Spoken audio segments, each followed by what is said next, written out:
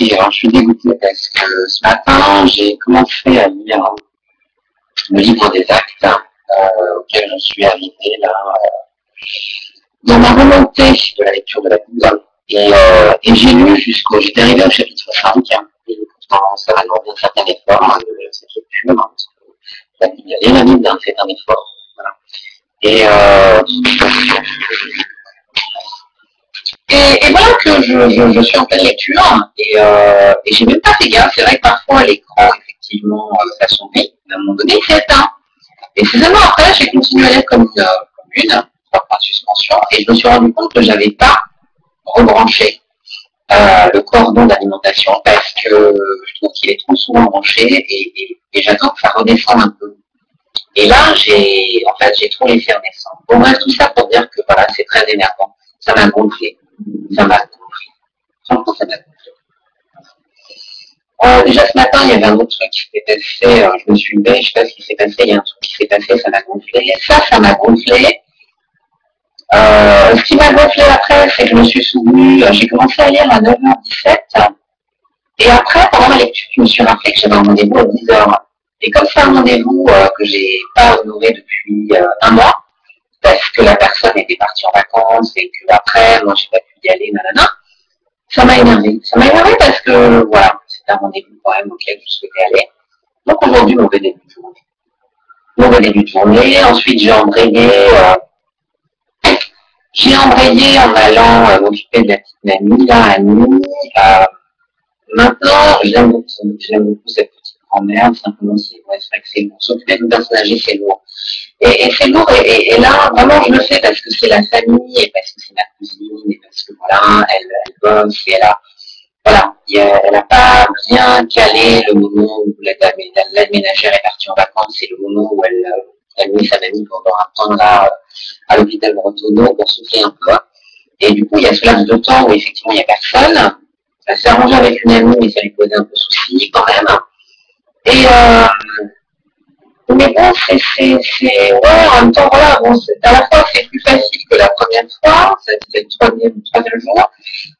Hier, on s'est retrouvés chez ma soeur en haut et mon frère A.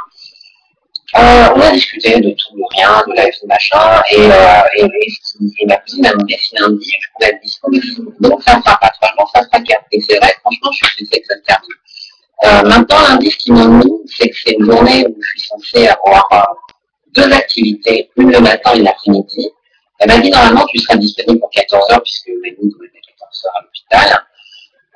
Et il y a quelqu'un de sa famille qui vient la chercher. Maintenant, moi, ce qui m'ennuie, c'est qu'elle va la prévenir au dernier moment. Et moi, ça m'arrache le cœur, cette histoire de mettre quelqu'un de personne âgée à l'hôpital. Elle doit le vivre un peu comme un abandon, mais bon, ça fait 5 ans que ça se fait tous les étés, donc elle est un peu habituée.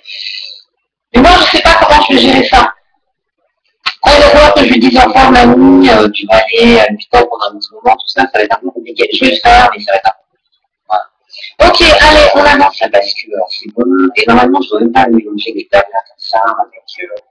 Et là, je ne vais pas lire. Là, je vais en lire peut-être 3 parce que je me sens fatiguée en fait. Ce genre de contrainte, c'est physique. C'est physique parce qu'il faut porter la personne, parce que, en fait, là, sans trop rentrer dans les détails, il y a des jours où la personne, quand vous la changez, fait juste pied. Il y a des jours où c'est pas juste pied, ça peut être autre chose et ça peut être autre chose, mais voilà. Version trash, version liquide. Et donc, voilà, c'est ça, c'est que vous nettoyez la merde de quelqu'un. C'est clair et net. Et là, hier, on parlait du fait de l'humilité. Le fait de demander quelque chose à quelqu'un, ça, c'est de l'humilité. Et c'est important de savoir être humble. Et moi, je disais non, demander, pour moi, c'est une forme, on s'humilie aussi, parce qu'on se positionne inférieurement par rapport à quelqu'un qui a le pouvoir de nous rendre service ou pas, et qui a le pouvoir de nous dire oui, mais qui a le pouvoir aussi de nous dire non. Et moi, j'ai du mal avec eux. Enfin bref. Donc là, c'est une contrariété aussi, je me suis engagée et moi maintenant je tiens vraiment dans ma vie, ça va être du fait de la maladie, de la fragilité, de la faiblesse associée, mais pour moi c'est important quand on dit un truc d'aller jusqu'au bout de ce qu'on a dit. C'est vraiment important, C'est l'intégrité, c'est ça être intègre. C'est dire ce qu'on va faire, c'est pas dans la dissimulation, et faire ce qu'on m'a dit. Voilà. Pour moi, c'est ça. Et donc, je suis un peu fatiguée là aujourd'hui. Là, donc ce week-end, je ne vais pas le faire parce que ma cousine s'y attelle. Mais en même temps, je trouve ça hardcore, quoi. Elle bosse du lundi au vendredi et le week-end, elle doit assumer ça. Non, il faut qu'elle se repose là. Il faut qu'elle la mette pendant 3 semaines, un mois, je ne sais pas combien de temps elle la met. Mais c'est vrai qu'on a besoin de souffler. Soit il y a un relais réel dans la famille et c'est léger parce que chacun le fait peut-être un jour, 2 jours. Et enfin voilà, il y a un relais réel dans une famille. C'est-à-dire qu'une personne âgée vit au sein d'une famille et il y a plusieurs personnes dans la famille qui se relaient. Soit il faut se reposer, hein, parce que c'est usant. C'est usant. Moi, personnellement, je me vois, j'ai ma part. J'ai fait ma part. Avec ma grand-mère, j'ai fait ce que j'avais à faire. Vraiment. Ok, donc là, je vais peut-être lire, il y en a 27, hein. Donc si ça met 9 jours, ça va être chaud quand même. Hein. Il me reste du coup, bon, on est quoi? On est le 9. Jusqu'au 26, je récupère mon kiki. Il me reste quoi? 10. Un jour, ça fait 10. C'est 17, il me reste 17 jours. 17 jours, je ne sais pas ce que je vais avancer. Enfin bref, là, j'en fais au minimum 3. Si je peux pousser jusqu'à 9, c'est bien. Mais à mon avis, vu comment je suis fatiguée, et en même temps, tout ça pour ça, tout ça pour raconter ça, allez, on avance. Actes des apôtres, premier chapitre. Théophile, j'ai parlé dans mon premier livre de tout ce que Jésus a commencé de faire et d'enseigner dès le commencement jusqu'au jour où il fut enlevé au ciel, après avoir donné ses ordres par le Saint-Esprit aux apôtres qu'il avait choisis. Après qu'il eut souffert, il leur apparut vivant et leur en donna plusieurs preuves, se montrant à eux pendant 40 jours et parlant des choses qui concernent le royaume de Dieu. Comme il se trouvait avec eux, il leur recommanda de ne pas s'éloigner de Jérusalem, mais d'attendre ce que le Père avait promis, ce que je vous ai annoncé là. Car Jean a baptisé d'eau, mais vous, dans peu de jours, serez baptisés du Saint-Esprit. Alors les apôtres réunis lui demandèrent, Seigneur, est-ce en ce temps que tu rétabliras le royaume d'Israël? Il leur répondit, ce n'est pas à vous de connaître les temps ou les moments que le Père a fixés de sa propre autorité. Mais vous recevrez une puissance, le Saint-Esprit, survenant sur vous, et vous serez mes témoins à Jérusalem, dans toute la Judée, dans la Samarie, et jusqu'aux extrémités de la terre. Après avoir dit cela, il fut élevé pendant qu'ils le regardaient, et une nuée le déroba à leurs yeux. Et comme ils avaient les regards fixés vers le ciel pendant qu'ils s'en allaient, voici 2 hommes vêtus de blanc leur apparurent et dirent, Hommes galiléens, pourquoi vous arrêtez-vous à regarder au ciel? Car Jésus, qui a été enlevé au ciel du milieu de vous, viendra de la même manière que vous l'avez vu allant au ciel. Alors, ils retournèrent à Jérusalem, de la montagne appelée des Oliviers, qui est près de Jérusalem, à la distance d'un chemin de sabbat. Quand ils furent arrivés, ils montèrent dans la chambre haute où ils se tenaient d'ordinaire.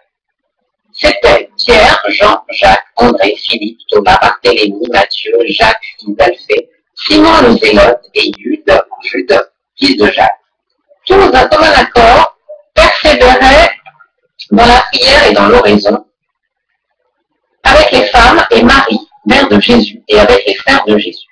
En ces jours-là, Pierre se leva au milieu des frères, le nombre des personnes réunies étant d'environ 120. Et il dit, Hommes frères, il fallait que s'accomplisse ce que le Saint-Esprit dans l'Écriture a annoncé d'avance par la bouche de David au sujet de Judas, qui a été le guide de ceux qui ont saisi Jésus. Il était compté parmi nous, et il avait part au même ministère. Cet homme, ayant acquis un champ avec le salaire du crime, est tombé, s'est rompu par le milieu du corps, et toutes ses entrailles se sont répandues. La chose a été si connue de tous les habitants de Jérusalem, que ce champ a été appelé dans leur langue Akeldama, c'est-à-dire champ du sang. Or, il est écrit dans le livre des psaumes que sa demeure devienne déserte et que personne ne l'habite, et qu'un autre prenne sa charge. Il faut donc que parmi ceux qui nous ont accompagnés tout le temps que le Seigneur Jésus a vécu avec nous, depuis le baptême de Jean jusqu'au jour où il a été enlevé du milieu de nous, il y en ait un qui nous soit associé comme témoin de sa résurrection. Ils en présentèrent 2. Joseph, appelé Barnabas ou Barsabas, surnommé Justus, et Matthias. Puis ils firent cette prière. Seigneur, toi qui connais les cœurs de tous, désigne lequel de ces deux tu as choisi, afin qu'il ait part à ce ministère et à cet apostolat que Judas a abandonné pour aller en son lieu. Ils tirèrent au sort et le sort tomba sur Matthias, qui fut associé aux 11 apôtres. Chapitre 2. Chapitre 2. Le jour de la Pentecôte, ils étaient tous ensemble dans le même lieu. Tout à coup, il vint du ciel un bruit comme celui d'un vent impétueux, et il remplit toute la maison où ils étaient assis. Des langues semblables à des langues de feu leur apparurent séparées les unes des autres et se posèrent sur chacun d'eux. Et ils furent tous remplis du Saint-Esprit et se mirent à parler en d'autres langues, selon que l'Esprit leur donnait de s'exprimer. Or, il y avait en séjour à Jérusalem des Juifs, hommes pieux, de toutes les nations qui sont sous le ciel. Au bruit qui eut lieu, la multitude accourut, et elle fut confondue parce que chacun les entendait parler dans sa propre langue. Ils étaient tous dans l'étonnement et la surprise, et ils se disaient les uns aux autres, voici ces gens qui parlent, ne sont-ils pas tous galiléens? Et comment les entendons-nous dans notre propre langue à chacun, dans notre langue maternelle? Parthes, Médès, Élamites, ceux qui habitent la Mésopotamie, la Judée, la Cappadoce, le Pont, l'Asie, la Phrygie, la Pamphylie, l'Égypte et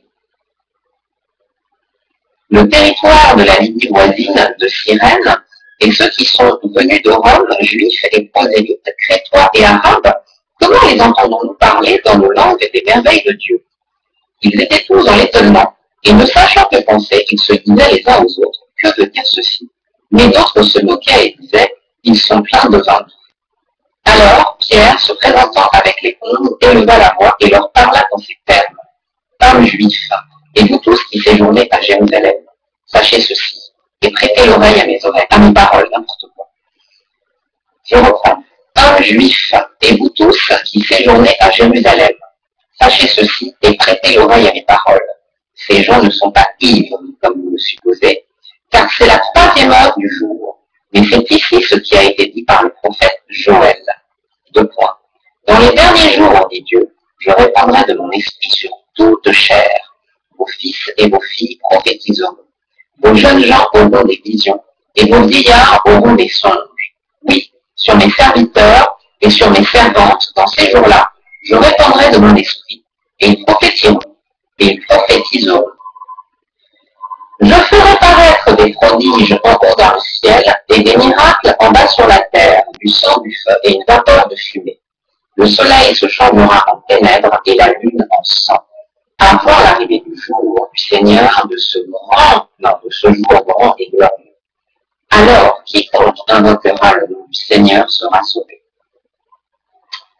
Hommes israélites, écoutez ces paroles. Jésus de Nazareth, cet homme à qui Dieu a rendu témoignage devant vous par les miracles, les prodiges et les signes qu'il a opérés par lui au milieu de vous. Comme vous le savez vous-même, cet homme, livré selon le dessein, arrêté et selon la prescience de Dieu, vous l'avez crucifié, vous l'avez fait mourir par la main des impies. Dieu l'a ressuscité en le délivrant des liens de la mort, parce qu'il n'était pas possible qu'il fût retenu par elle. Car David dit de lui, je voyais constamment le Seigneur devant moi, parce qu'il est à ma droite, afin que je ne sois point ébranlé. Aussi, mon cœur est dans la joie, et ma langue dans l'allégresse. Et même ma chair reposera avec espérance, car tu n'abandonneras pas mon âme dans le séjour des morts, et tu ne permettras pas que ton sein voie la corruption. Tu m'as fait connaître les sentiers de la vie, tu me rempliras de joie par ta présence. Homme, frère, qu'il me soit permis de vous dire librement au sujet du patriarche David qu'il est mort, qu'il a été enseveli, et que son sépulcre existe encore aujourd'hui parmi nous. Comme il était prophète, et qu'il savait que Dieu lui avait promis avec serment qu'il ferait naître le Christ de sa postérité selon la chair, pour le faire asseoir sur son trône, c'est la résurrection du Christ qu'il a prévu et annoncé, en disant qu'il ne serait pas abandonné dans le séjour des morts, et que sa chair ne verrait pas la corruption. C'est ce Jésus que Dieu a ressuscité, Nous en sommes tous témoins. Élevé par la droite de Dieu, il a reçu du Père le Saint-Esprit, qui avait été promis, et il l'a répandu comme vous le voyez et l'entendez. Car David n'est point monté au ciel, mais il dit lui-même deux points. Le Seigneur a dit à mon Seigneur, assieds-toi à ma droite, jusqu'à ce que je fasse de tes ennemis ton marchepied. Que toute la maison d'Israël sache donc avec certitude que Dieu a fait Seigneur et Christ ce Jésus que vous avez crucifié. Après avoir entendu ce discours, ils eurent le cœur vivement touché, et ils dirent à Pierre et aux autres apôtres, hommes frères, que ferons-nous? Pierre leur dit, repentez-vous, et que chacun de vous soit baptisé au nom de Jésus-Christ, pour le pardon de vos péchés, et vous recevrez le don du Saint-Esprit. Car la promesse est pour vous, pour vos enfants, et pour tous ceux qui sont trop loin, en aussi grand nombre que le Seigneur notre Dieu les appellera. Et par plusieurs autres paroles, il les conjurait et les exhortait, disant deux points. Sauvez-vous de cette génération perverse. Ceux qui reçurent de bon cœur sa parole furent baptisés. Et en ce jour-là, le nombre des disciples s'augmenta d'environ 3000 âmes. Ils persévéraient dans l'enseignement des apôtres, dans la communion fraternelle, dans la fraction du pain et dans les prières. La crainte s'emparait de chacun, et il se faisait beaucoup de prodiges et de miracles par les apôtres. Tous ceux qui croyaient étaient dans le même lieu, et ils avaient tout en commun. Ils vendaient leurs propriétés et leurs biens, et ils en partageaient le produit entre tous, selon les besoins de chacun. Ils étaient chaque jour tous ensemble, assidus au temple. Ils rompaient le pain dans les maisons, et prenaient leur nourriture avec joie et simplicité de cœur, louant Dieu et trouvant grâce auprès de tout le peuple. Et le Seigneur ajoutait chaque jour à l'Église ceux qui étaient sauvés. J'imagine donc c'est insupportable cette position. En fait, il faudrait que je sois allongé pour lire. Mais généralement, quand je suis allongé, chapitre 3. Pierre et Jean montaient ensemble au temple à l'heure de la prière. C'était la 9e heure. Il y avait un homme boiteux de naissance qu'on portait et qu'on plaçait tous les jours à la porte du temple appelé la Belle, pour qu'il demandât l'aumône à ceux qui entraient dans le temple. Cet homme, voyant Pierre et Jean qui entraient, leur demanda l'aumône.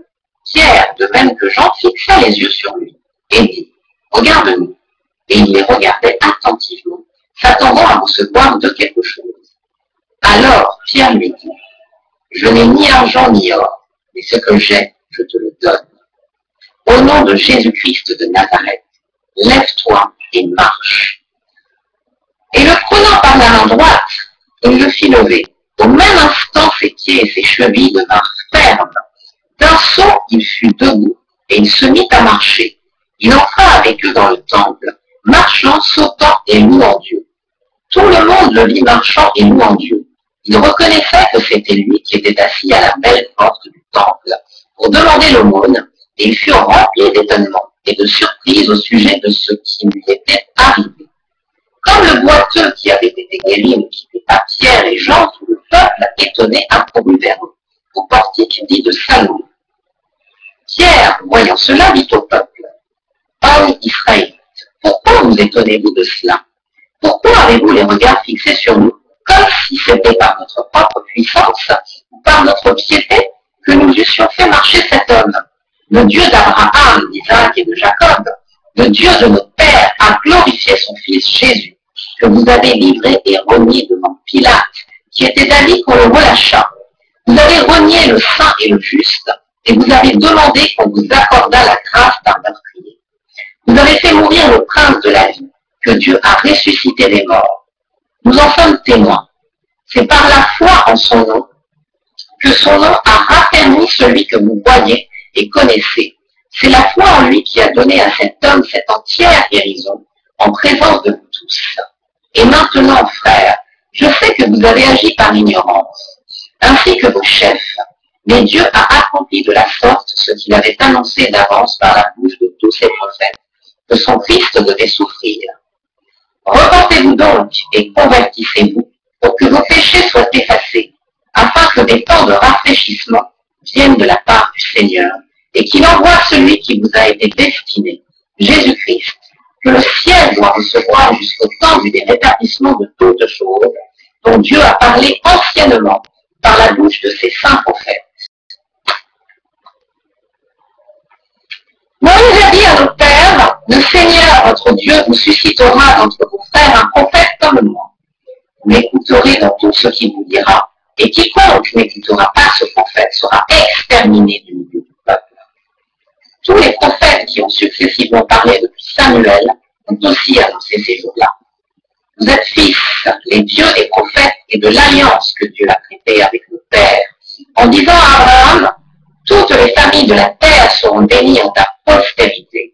C'est à vous, premièrement, que Dieu, ayant suscité son fils Jésus, l'a envoyé pour vous bénir en détournant chacun de vous de ses iniquités. Chapitre 4. Tandis que Pierre et Jean parlaient au peuple, survinrent les sacrificateurs, le commandant du temple et les Sadducéens, mécontents de ce qu'ils enseignaient le peuple et annonçaient en la personne de Jésus la résurrection des morts. Ils mirent les mains sur eux et ils les jetèrent en prison jusqu'au lendemain, car c'était déjà le soir. Cependant, beaucoup de ceux qui avaient entendu la parole crurent, et le nombre des hommes s'éleva à environ 5000. Le lendemain, les chefs du peuple, les anciens et les scribes, s'assemblèrent à Jérusalem avec Anne, le souverain sacrificateur, Caïphe, Jean, Alexandre et tous ceux qui étaient de la race des principaux sacrificateurs. Ils firent placer au milieu d'eux Pierre et Jean et leur demandèrent, « Par quel pouvoir ou au nom de qui avez-vous fait cela ?» Alors, Pierre, rempli du Saint-Esprit, leur dit, « Chefs du peuple et anciens d'Israël, puisque nous sommes interrogés aujourd'hui sur un bienfait accordé à un homme malade, afin que nous disions comment il a été guéri, sachez-le tous et que tout le peuple d'Israël le sache.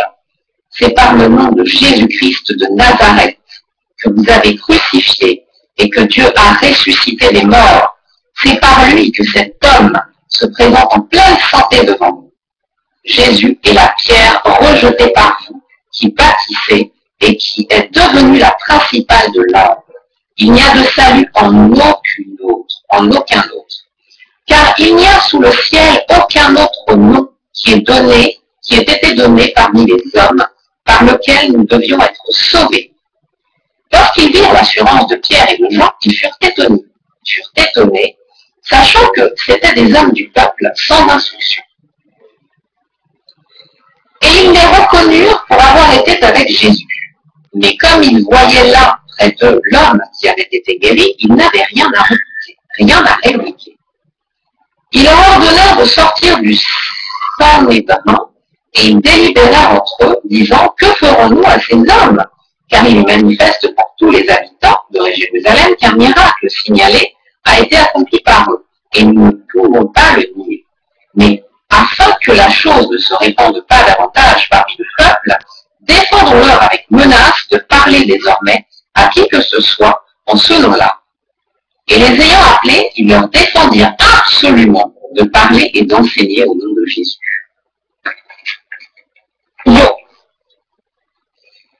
Pierre et Jean leur répondirent, « Jugez s'il est juste devant Dieu de vous obéir plutôt qu'à Dieu, car nous ne pouvons pas ne pas parler de ce que nous avons vu et entendu. » Ils leur firent de nouvelles menaces et les relâchèrent, ne sachant comment les punir à cause du peuple, parce que tous glorifiaient Dieu de ce qui était arrivé.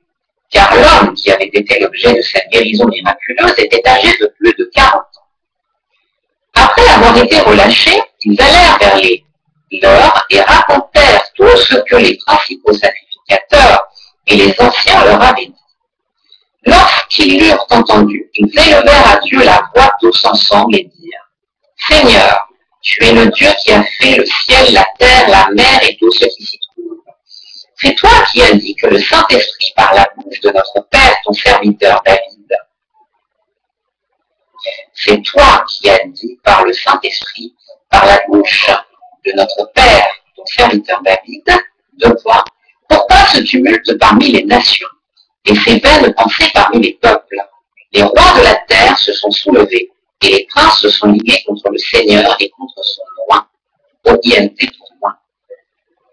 En effet, fils Jésus que tu as oint pour l'humanité, Hérode et Ponce Pilate se sont ligués dans cette ville avec les nations et avec les peuples d'Israël pour faire tout ce que ta main et ton conseil avaient arrêté d'avance. Et maintenant, Seigneur, vois leurs menaces et donne à tes serviteurs d'annoncer ta parole avec une pleine assurance, en étendant ta main pour qu'ils se fassent des guérisons, des miracles et des prodiges par le nom de ton Saint-Fils Jésus. Quand ils eurent prié, le lieu où ils étaient assemblés trembla. Ils furent tous remplis du Saint-Esprit. Ils annonçaient la parole de Dieu avec assurance. La multitude de ceux qui avaient cru n'était qu'un cœur et qu'une âme. Nul ne disait que ses biens lui appartinssent en propre, mais tout était commun entre eux. Les apôtres rendaient avec beaucoup de force témoignage de la résurrection du Seigneur Jésus. Et une grande grâce reposait sur eux tous. Car il n'y avait parmi eux aucun indigent. Tous ceux qui possédaient des champs ou des maisons les vendaient, apportaient le prix de ce qu'ils avaient vendu et le déposaient aux pieds des apôtres. Et l'on faisait des distributions à chacun selon qu'il en avait besoin. Joseph, surnommé par les apôtres Barnabas, ce qui signifie fils de consolation, lévite originaire de Chypre, vendit un champ qu'il possédait, apporta l'argent et le déposa aux pieds des apôtres. Chapitre 5. Mais un homme nommé Ananias, avec Saphira, sa femme, vendit une propriété et retint une partie du prix, sa femme le sachant. Puis il apporta le reste et le déposa aux pieds des apôtres. Pierre lui dit, Ananias, pourquoi Satan a-t-il rempli ton cœur au point que tu mentes au Saint-Esprit et que tu aies retenu une partie du prix du champ? S'il n'eût pas été vendu, ne te restait-il pas? Et après qu'il a été vendu, le prix n'était-il pas à ta disposition? Comment as-tu pu mettre en ton cœur un pareil dessein? Ce n'est pas à des hommes que tu as menti, mais à Dieu. Ananias, entendant ces paroles, tomba et expira. Une grande crainte saisit tous les auditeurs. Les jeunes gens s'étaient levés, l'enveloppèrent, l'emportèrent et l'ensevelirent. Environ 3 heures plus tard, sa femme entra, sans savoir ce qui était arrivé.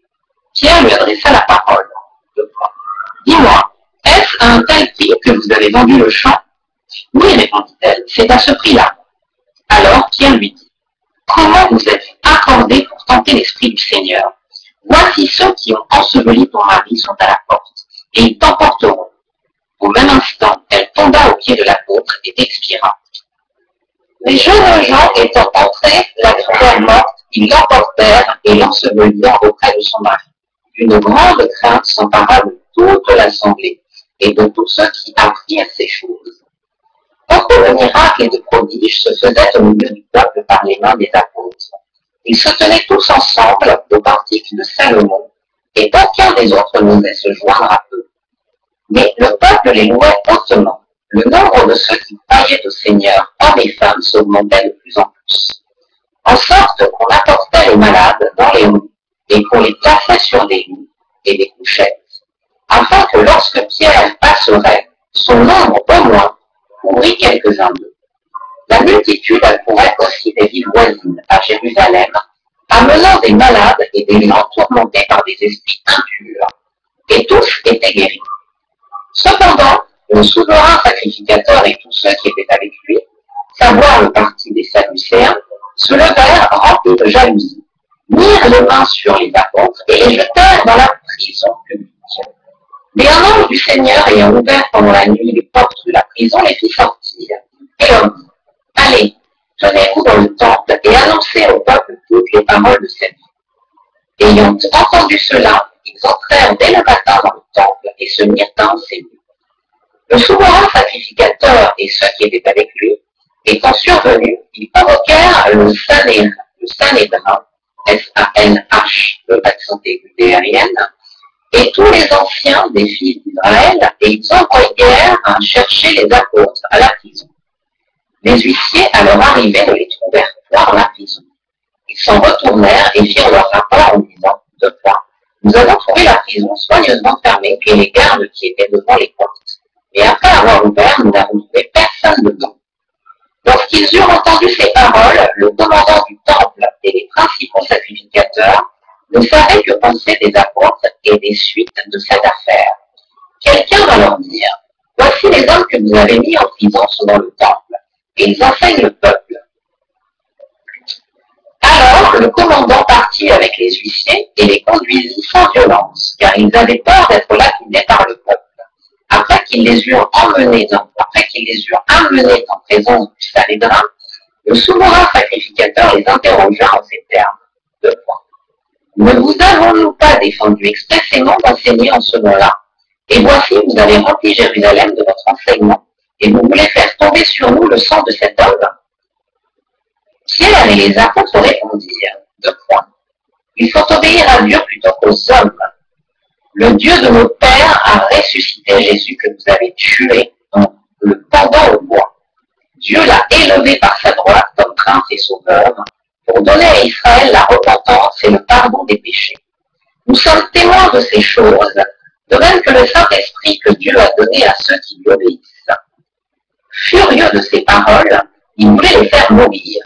Mais un pharisien nommé Gamaliel, docteur de la loi, estimé de tout le peuple, se leva dans le Sanhédrin et ordonna de faire sortir un instant les apôtres. Puis il leur dit, deux points. Hommes israélites, prenez garde à ce que vous allez faire à l'égard de ces gens. Car il n'y a pas longtemps que parmi Teudas, qui se donnait pour quelque chose et auquel se rallièrent environ 400 hommes, il fut tué et tous ceux qui l'avaient suivi furent mis en déroute et réduite à rien. Après lui parut Judas le Galiléen, à l'époque du recensement, et il attira du monde à son parti. Il périt aussi, et tous ceux qui l'avaient suivi furent dispersés. Et maintenant je vous le dis, ne vous occupez plus de ces hommes et laissez-les aller. Si cette entreprise ou cette œuvre vient des hommes, elle se détruira. Mais si elle vient de Dieu, vous pourrez la détruire. Vous ne courez pas le risque d'avoir combattu contre Dieu.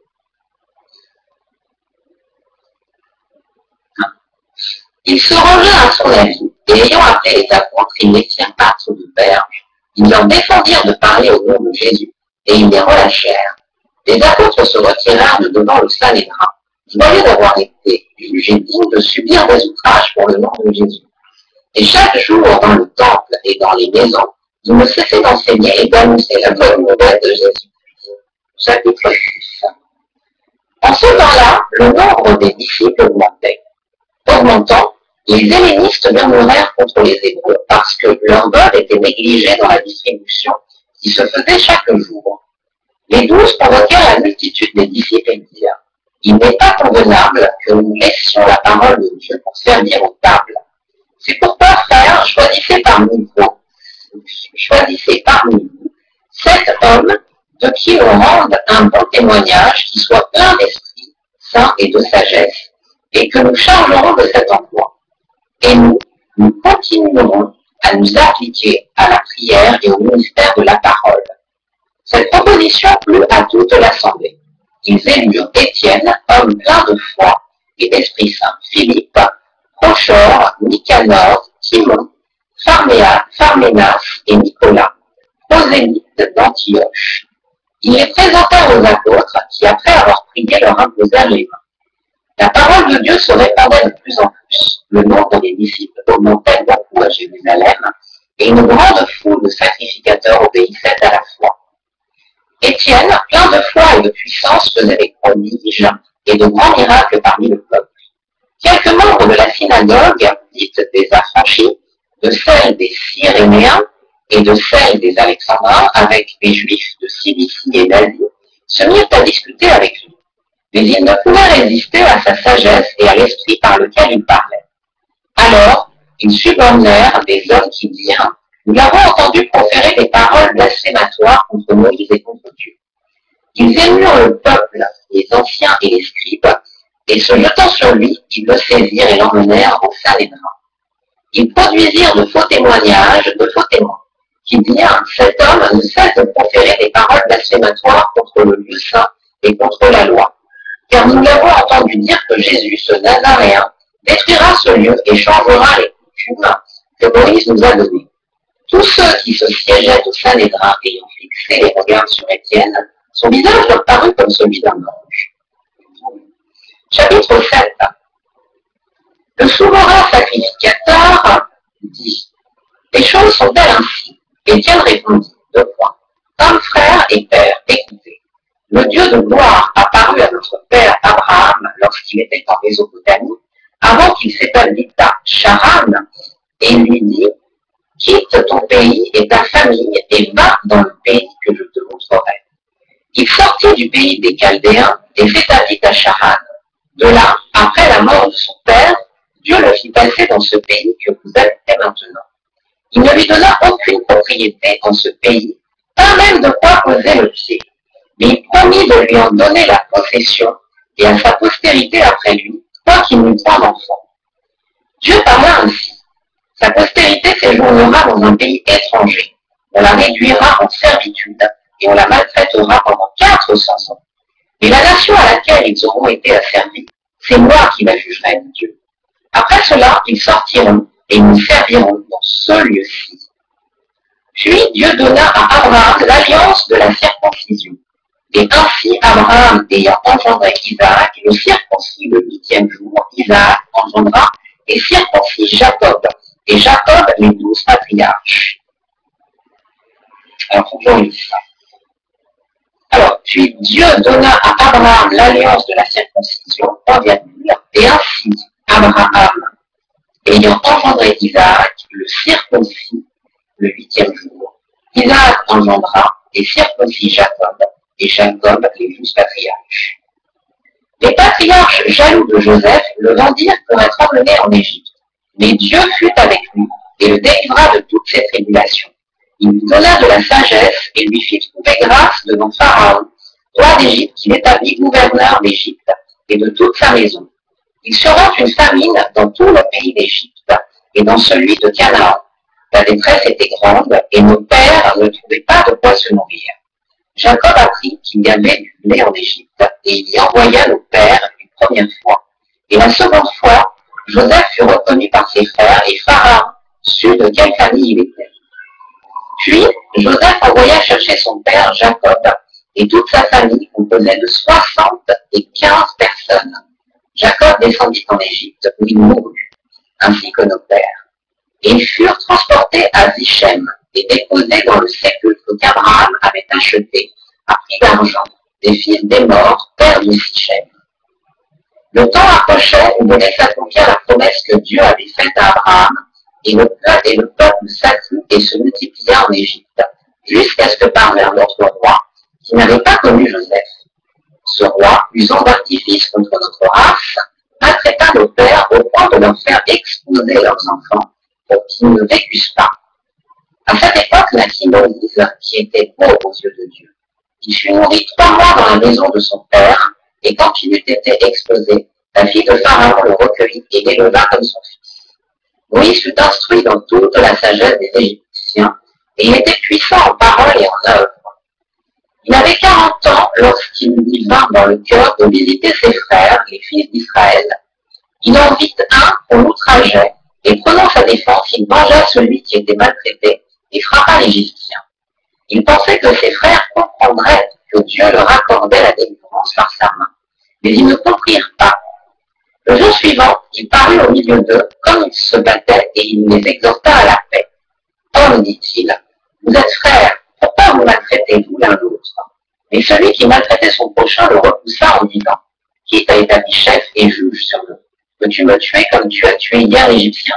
À cette parole, Moïse prit la fuite, et il alla séjourner dans le pays de Madian, où il engendra 2 fils.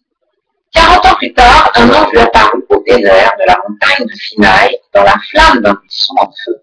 Moïse, voyant cela, fut étonné de cette apparition. Et comme il s'approchait pour examiner, la voix du Seigneur se fit entendre. 2 points. Je suis le Dieu de tes pères, le Dieu d'Abraham, d'Isaac et de Jacob. Et Moïse, tout tremblant, n'osait regarder. Le Seigneur lui dit, 2 points.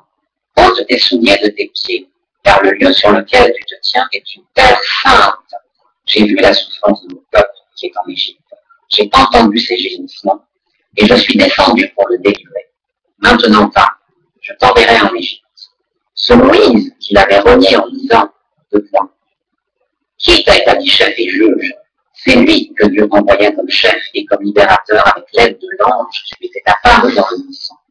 C'est lui qui fit sortir d'Égypte en opérant des prodiges et des miracles au pays d'Égypte, au sein de la mer Rouge et au désert pendant 40 ans. C'est ce Moïse qui dit aux fils d'Israël, « Le Seigneur votre Dieu vous suscitera d'entre vos frères un prophète comme moi. Écoutez-le. » C'est lui qui, lors de l'assemblée au désert, étant avec l'ange qui lui parlait sur la montagne de Sinaï, et avec nos pères reçut des oracles vivants pour nous les donner. Nos pères ne voulurent pas lui obéir, ils le repoussèrent et ils tournèrent leur cœur vers l'Égypte en disant à « Fais-nous des dieux qui marchent devant nous, car ce Moïse qui nous a fait sortir du pays d'Égypte, nous ne savons pas ce qu'il est devenu. » Et en ces jours-là, ils firent un veau. Ils offrirent un sacrifice à l'idole et se réjouirent de l'œuvre de leurs mains. Alors Dieu se détourna et les livra au culte de l'armée du ciel, selon qu'il est écrit dans le livre des prophètes, « M'avez-vous offert des victimes et des sacrifices pendant 40 ans au désert, maison d'Israël? Vous avez porté la tente de Moloch et l'étoile du dieu Ramba. Ces images que vous avez faites pour les adorer, aussi vous transporterai-je au-delà de Babylone. » Nos pères avaient au désert le tabernacle du témoignage, comme l'avait ordonné celui qui dit à Moïse de le faire d'après le modèle qu'il avait vu. Et nos pères, l'ayant reçu, l'introduisirent sous la conduite de Josué dans le pays qui était possédé par les nations que Dieu chassa devant eux. Et il y resta jusqu'au jour de David. David trouva grâce devant Dieu et demanda d'élever une demeure pour le Dieu de Jacob. Et ce fut Salomon qui lui bâtit une maison. Mais le Très-Haut n'habite pas dans ce qui est fait de main d'homme, comme dit le prophète. 2 points. Le ciel est mon trône et la terre mon marchepied. Quelle maison me bâtirez-vous, dit le Seigneur, ou quel sera le lieu de mon repos? N'est-ce pas ma main qui a fait toutes ces choses? Homme au cou raide, incirconcis de cœur et d'oreille, vous vous opposez toujours au Saint-Esprit. Ce que vos pères ont été, vous l'êtes aussi. Lequel des prophètes, vos pères, n'ont-ils pas persécuté? Ils ont tué ceux qui annonçaient d'avance la venue du juste, que vous avez livré maintenant et dont vous avez été les meurtriers. Vous qui avez reçu la loi d'après des commandements d'anges et qui ne l'avez point gardée. En entendant ces paroles, ils étaient furieux dans leur cœur et ils grinçaient les dents contre lui. Mais Étienne, rempli du Saint-Esprit, et fixant les regards vers le ciel, vit la gloire de Dieu et Jésus debout à la droite de Dieu.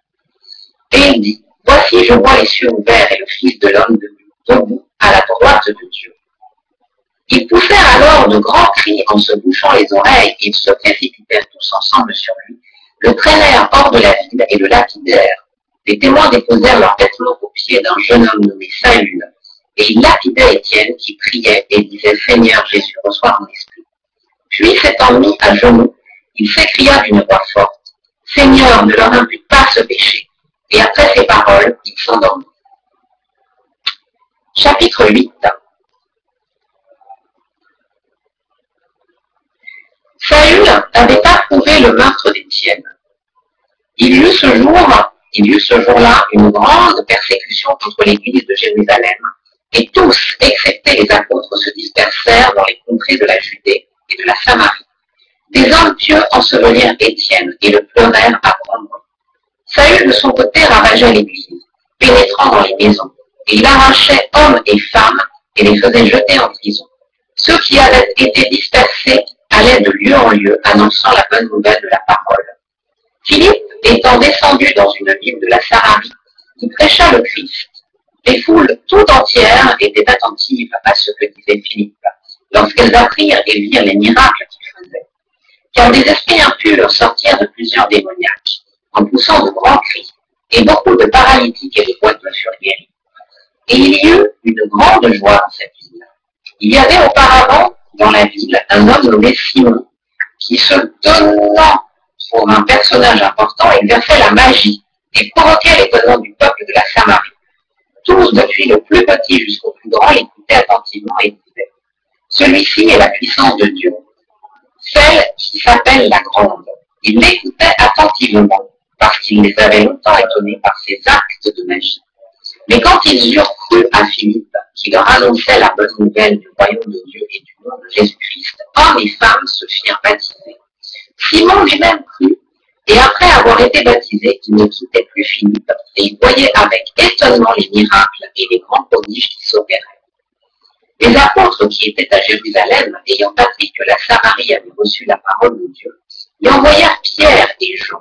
Ceux-ci, arrivés chez les Samaritains, prièrent pour eux, afin qu'ils reçussent le Saint-Esprit, car ils n'étaient encore descendus sur aucun d'eux. Ils avaient seulement été baptisés au nom du Seigneur Jésus. Alors Pierre et Jean leur imposèrent les mains, et ils reçurent le Saint-Esprit. Lorsque Simon vit que le Saint-Esprit était donné par l'imposition des mains des apôtres, il leur offrit de l'argent en disant « Accordez-moi aussi ce pouvoir, afin que celui à qui j'imposerai les mains reçoive le Saint-Esprit. » Et Pierre lui dit « Que ton argent périsse avec toi, puisque tu as cru que le don de Dieu s'acquérait à prix d'argent. Il n'y a pour toi ni part ni lot dans cette affaire, car ton cœur n'est pas droit devant Dieu. Repens-toi donc de ta méchanceté et prie le Seigneur pour que la pensée de ton cœur te soit pardonnée, s'il est possible. Car je vois que tu es dans un fiel amer et dans les liens de l'iniquité. » Simon répondit, « Priez vous-même le Seigneur pour moi, afin qu'il ne m'arrive rien de ce que vous m'avez vu. » Après avoir rendu témoignage à la parole du Seigneur et après l'avoir péché, Pierre et Jean retournèrent à Jérusalem en annonçant la bonne nouvelle dans plusieurs villages des Samaritains. Un ange du Seigneur, s'adressant à Philippe, lui dit « Lève-toi et va du côté du midi sur le chemin qui descend de Jérusalem à Gaza, celui qui est désert. » Et il se leva et partit. Et voici un Éthiopien, un eunuque ministre de Candace, reine d'Éthiopie, et surintendant de tous ses trésors, venu à Jérusalem pour adorer, s'en retournait, assis sur son char, et lisait le prophète Isaïe. L'Esprit dit à Philippe, « Avance et approche-toi de ce char. » Philippe avance, et entendit l'Éthiopien qui lisait le prophète Isaïe. Il lui dit, « Comprends-tu ce que tu lis ?» Il répondit, « Comment le pourrais-je si quelqu'un ne me guide ?» Et il invita Philippe à monter et à s'asseoir avec lui. Le passage de l'écriture qu'il lisait était celui-ci. Deux points. Il a été mené comme une brebis à la boucherie et comme un agneau muet devant celui qui le tond. Il n'a pas ouvert la bouche. Dans son humiliation, son jugement a été levé. Et sa postérité, qui la défendra? Car sa vie a été retranchée de la terre. L'eunuque dit à Philippe, je te prie de quoi? Je te prie. De qui le prophète parle-t-il ainsi? Est-ce de lui-même ou de quelqu'un d'autre? Alors Philippe, ouvrant la bouche et commençant par ce message, lui annonça la bonne nouvelle de Jésus. Comme ils continuaient leur chemin, ils rencontrèrent de l'eau. Et l'eunuque dit, voici de l'eau. Qu'est-ce qui empêche que je ne sois baptisé? Philippe dit, si tu crois de tout ton cœur, cela est possible. L'eunuque répondit, je crois que Jésus-Christ est le Fils de Dieu. Il fit arrêter le char, Philippe et l'eunuque descendirent tous deux dans l'eau, et Philippe baptisa l'eunuque. Quand ils furent sortis de l'eau, l'Esprit du Seigneur enleva Philippe, et l'eunuque ne le vit plus. Tandis que joyeux il poursuivait sa route, Philippe se trouva dans Azote, où il alla jusqu'à Césarée, en évangélisant toutes les villes par lesquelles il passait. Chapitre 9 et dernier chapitre, parce que là c'est bon, 49 minutes, j'en ai ras le dos, et j'en ai ras le dos, je suis pas le jour. Là, j'ai encore 43 versets à lire et un stop. Pour aujourd'hui, c'est stop. Chapitre 9. Cependant, Saül, respirant encore la menace et le meurtre contre les disciples du Seigneur, se rendit chez le souverain sacrificateur et lui demanda des lettres pour les synagogues de Damas, afin que, s'il trouvait des partisans de la nouvelle doctrine, hommes ou femmes, il les amena liés à Jérusalem. Comme il était en chemin et qu'il approchait de Damas, tout à coup, une lumière venant du ciel resplendit autour de lui. Il tomba par terre et il entendit une voix qui lui disait, Saül, Saül, pourquoi me persécutes-tu? Il répondit, qui es-tu, Seigneur? Et le Seigneur dit, je suis Jésus que tu persécutes. il te serait dur de regimber contre les aigus. Tremblant et saisi d'effroi, il dit, Seigneur, que veux-tu que je fasse? Et le Seigneur lui dit, lève-toi, entre dans la ville, et on te dira ce que tu dois faire. Les hommes qui l'accompagnaient demeurèrent stupéfaits. Ils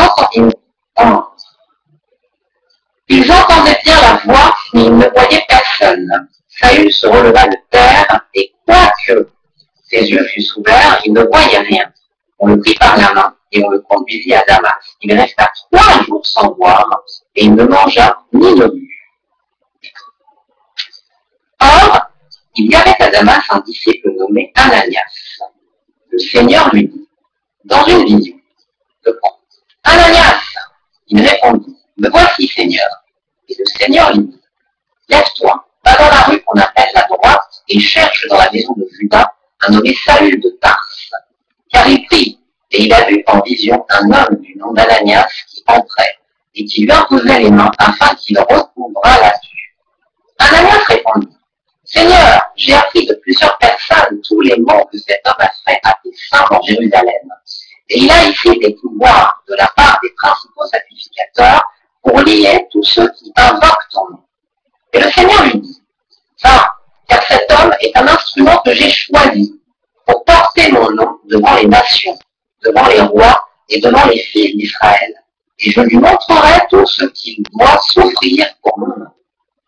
Ananias sortit, et lorsqu'il fut arrivé dans la maison, il imposa les mains à Saül en disant, Saül, mon frère, le Seigneur Jésus, qui t'est apparu sur le chemin par lequel tu venais, m'a envoyé pour que tu recouvres la vue et que tu sois rempli du Saint-Esprit. Au même instant, il tomba de ses yeux comme des écailles et il recouvra la vue. Il se leva et fut baptisé. Et après qu'il eut pris de la nourriture, les forces lui revinrent. Mais non, qu'est-ce que j'ai fait là? Oui, ok. Saül resta quelques jours avec les disciples qui étaient à Damas, et aussitôt il prêcha dans les synagogues que Jésus est le Fils de Dieu. Tous ceux qui l'entendaient étaient dans l'étonnement et disaient, n'est-ce pas celui qui persécutait à Jérusalem ceux qui invoquent ce nom? Et n'est-il pas venu ici pour les emmener liés devant les principaux sacrificateurs? Cependant, Saül se fortifiait de plus en plus et il confondait les Juifs qui habitaient Damas, démontrant que Jésus est le Christ. Au bout d'un certain temps, les Juifs se concertèrent pour le tuer, et leur complot parvint à la connaissance de Saül.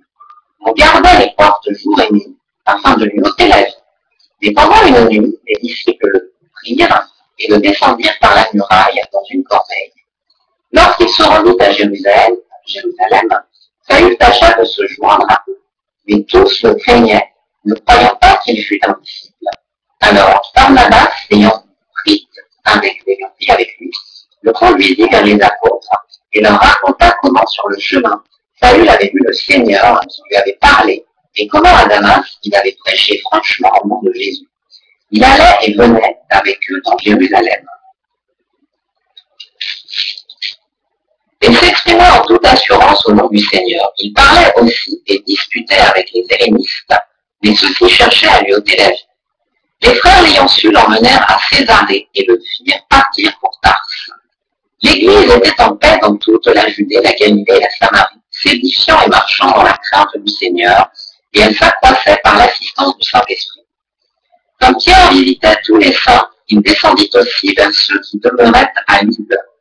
Il y trouva un homme nommé Aîné, couché sur un lit depuis 8 ans et paralytique. Pierre lui dit, Aîné, Jésus-Christ te guérit, lève-toi et arrange ton lit. Et aussitôt il se leva. Tous les habitants de Lydde et du Saron le virent et ils se convertirent au Seigneur. Il y avait à Joppé parmi les disciples une femme nommée Tabitha, ce qui signifie Dorcas, de quoi elle faisait beaucoup de bonnes œuvres et d'aumônes. Elle tomba malade en ce temps-là et mourut. Après l'avoir lavée, on la déposa dans une chambre haute. Comme Lydde et près de Joppé, les disciples ayant appris que Pierre s'y trouvait, envoyèrent 2 hommes vers lui pour le prier de venir chez eux sans tarder. Pierre se leva et partit avec ses hommes. Lorsqu'il fut arrivé, on le conduisit dans la chambre haute.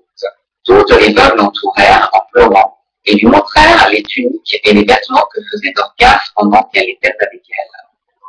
pendant qu'elle était avec elle aux prières. Pierre fit sortir tout le monde, se mit à genoux et pria. Puis se tournant vers le corps, il dit, Tabitha, lève-toi. Elle ouvrit les yeux, et ayant vu Pierre, elle s'assit. Il lui donna la main et la fit lever. Il appela ensuite les saints et les veuves, et la leur présenta vivante. Cela fut connu de tout Jopé, et beaucoup crurent au Seigneur. Pierre demeura quelque temps à Jopé, chez un corroyeur nommé Simon. Bon, je m'arrête là pour aujourd'hui, parce que franchement, c'est bon. J'ai super mal au dos, il faut que j'aille m'allonger un peu là, parce que bon. Ok, donc je reprendrai au chapitre 10. Mais là, je suis contente, parce que voilà, j'avais dit que j'allais en dire que 3 ou 6, et puis finalement, j'en ai 9, donc c'est pas. Ok, il est 18h17. Je vais peut-être aller, je ne sais pas encore. Soit je vais nager un peu, mais dans une piscine qui ne va pas être à côté de chez moi, parce que celle qui est à côté fait à 16h30. Oh là là, qui m'appelle. Non, ça m'énerve. Soit sur le coup de 20h, donc je me repose un peu, je pense que je vais plus faire ça. Soit sur le coup de 20h, alors, est-ce que je vais nager ou est-ce que je vais au cyclodrome? Parce que en fait, la nuit va tomber à partir de 22h. Donc, si je vais au cyclodrome, il faut plutôt que j'y aille. Je ne sais pas, en tout cas, voilà. Allez, stop.